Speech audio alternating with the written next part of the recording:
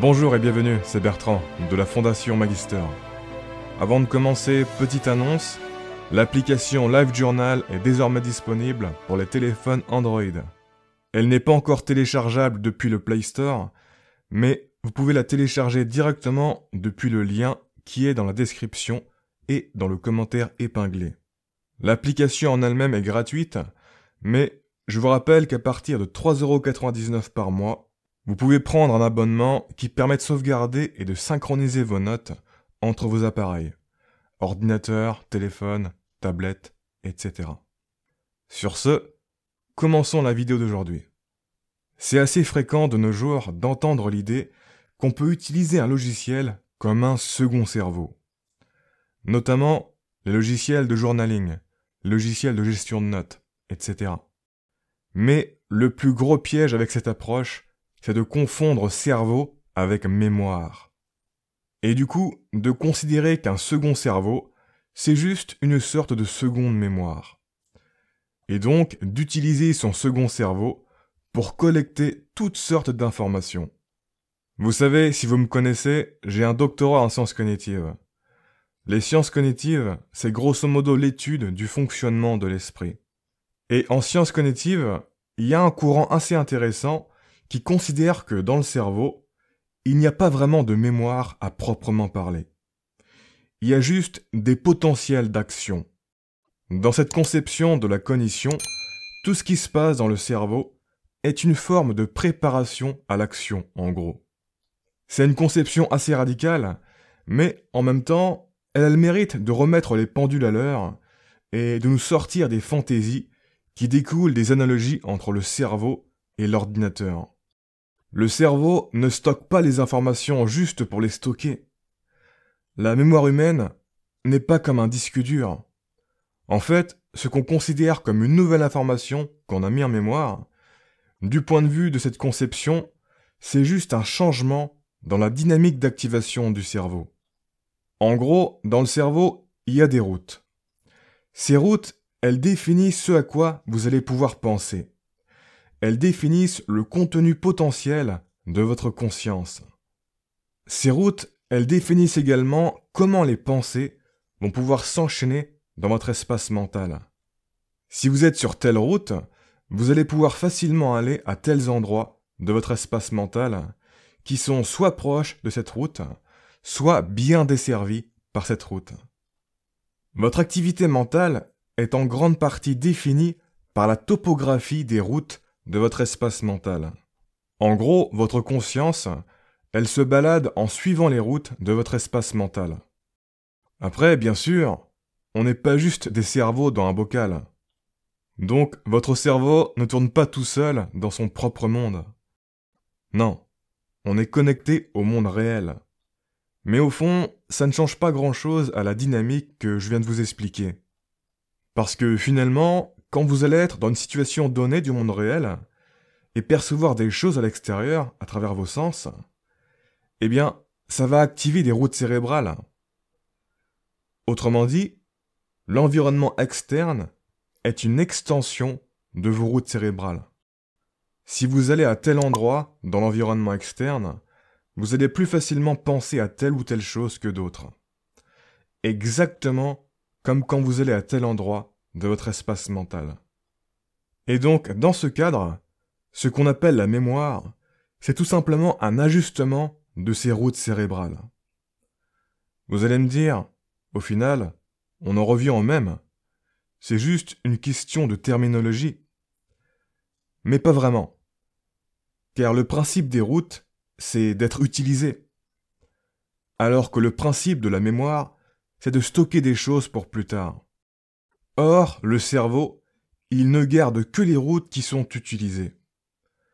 Ou tout du moins, il ne maintient actives que les routes qui sont utilisées. Donc, de ce point de vue, ça ne sert à rien d'avoir des choses en mémoire s'il n'y a pas de route fonctionnelle pour y accéder.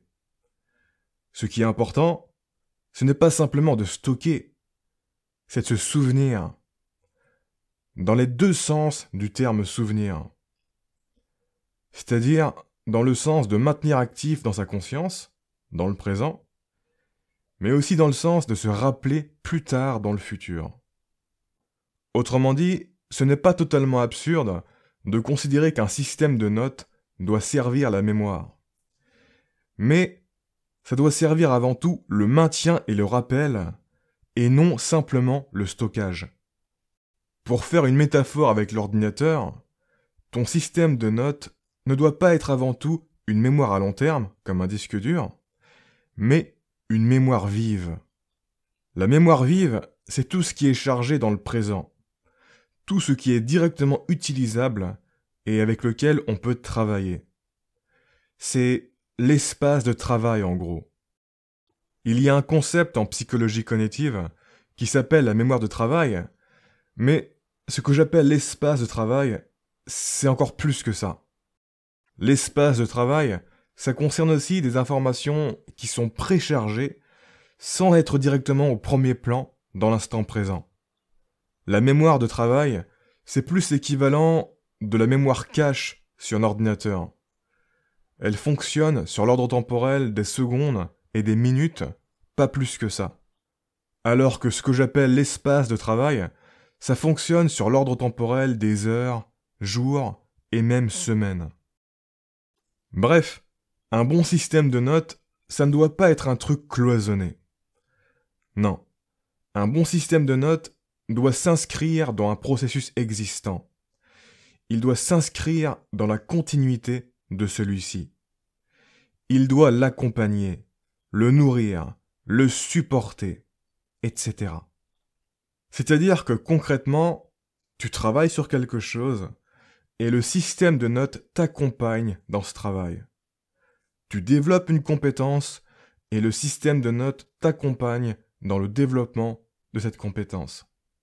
Tu craftes une création et ça t'accompagne dans le crafting de cette création.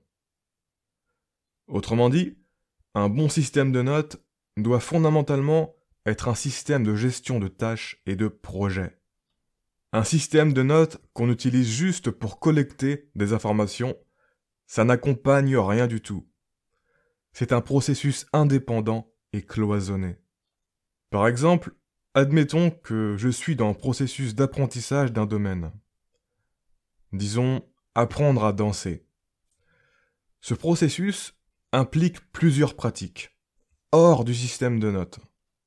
Les cours, les sessions d'entraînement en solo, les sessions d'entraînement à deux, les soirées, le visionnage du tutoriel, le visionnage de démos, le visionnage de chorégraphie, etc. Et le système de notes doit accompagner ces pratiques jour après jour. Il doit servir à optimiser et organiser les pratiques liées à cet apprentissage afin que je puisse en tirer le maximum. Ça demande de gérer et d'organiser des informations, oui, mais notez bien que c'est par incidence de la pratique. Ce n'est pas indépendant. C'est la pratique qui va guider la gestion et l'organisation des informations.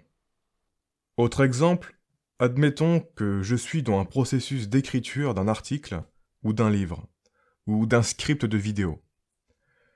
Le système de notes doit accompagner le brouillon, la recherche, le traitement du matériel, la division en sections, en chapitres, etc., la mise au propre, etc. Il doit accompagner tout de A à Z.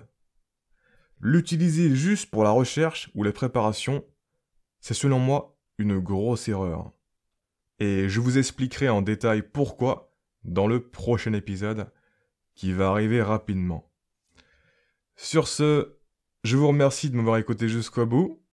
Si vous voulez essayer LiveJournal, les liens sont dans la description et dans le commentaire épinglé. J'ai déjà fait quelques vidéos pour expliquer comment il fonctionne, si ça vous intéresse. Et je vous dis à bientôt pour la prochaine vidéo. Ciao.